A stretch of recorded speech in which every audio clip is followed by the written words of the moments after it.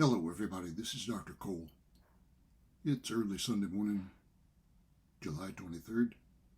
This is week 4 of Humanities 2333, Philosophy of Life, for the summer 2023 term on the second 7-week schedule. Everybody, the midterm exam is Wednesday. I've tried to get some material out to you about studying for the exam. On the syllabus for today, Monday and Tuesday, we have some material to finish up the material for the midterm exam. We're not able to give a full week to that material because of this compressed 7-week schedule that we're on. So I thought I'd better take a little while to address this material this morning. I think it's pretty simple and straightforward. It's not a great deal of material in the class notes, but it is important because we're beginning and we continue for a while after the midterm exam to look at some material related to religious belief that I hope will be of interest to you. To finish the material for the exam, we have Units 7 and 8. The class notes for Unit 7 are pretty brief. They deal with the traditional proofs for the existence of God. Then the Week 8 notes address the issue of theodicy, or what's known as the problem of evil in theology. All right. The Unit 7 notes, first of all, the 3 traditional proofs of the existence of God are the ontological argument, the cosmological argument, and the teleological argument. Each one of those very briefly. According to the ontological argument, the argument is that since we have the concept of God, it necessarily follows that God must exist. That's part of the concept of God, according to the argument. That's associated with St. Anselm, going back many centuries ago.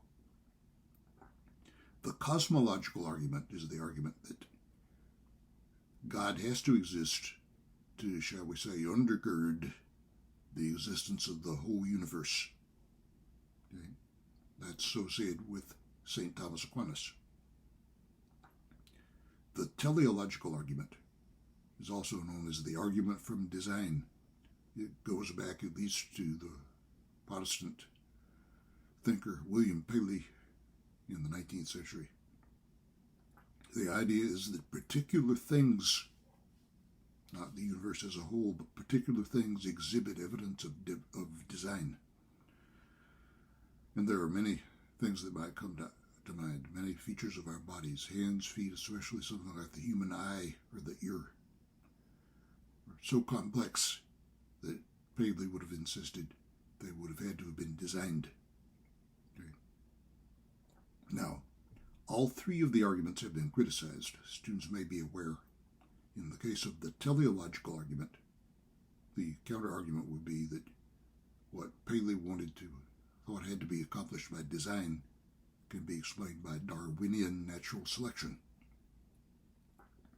Nevertheless, the argument remains very popular with people, although of the 3 arguments is probably the one that's been most heavily criticized by philosophers. But in any case, you should be familiar with those 3 arguments: the ontological argument, the cosmological argument, and the teleological argument. And the cases made for each and the criticisms made are, I hope, explained in your class notes pretty thoroughly. All right, then Unit 8, the problem of evil or theodicy. And I should also mention, everybody, for both these units, Chapter 3 from the textbook is the assigned reading, and I hope you'll take a look at that very briefly, read through it before the exam. All right. The problem of evil is this. God has certain characteristics, as traditionally understood: all-knowing, all-powerful, and benevolent. Okay? But if God is all 3 of those things, how can it be that evil exists in the world at the same time?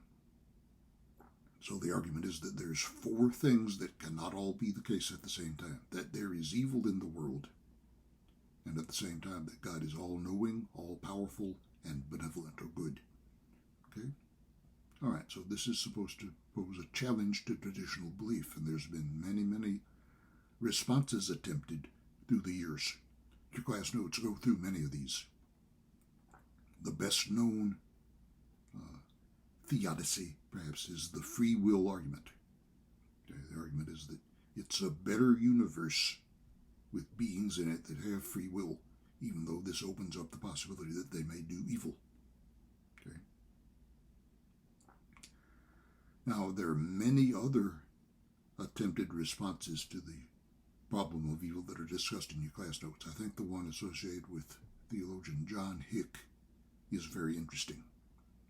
So, read through those and take a look at them as you look at the Unit 8 class notes. And that is the end of the material for the midterm exam.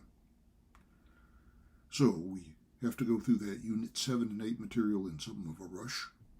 I hope you'll get a chance to look at it today, Monday or Tuesday before you take the exam. But it's necessary for us to do that because of our compressed 7-week schedule on the syllabus for this term, which only runs 7 weeks.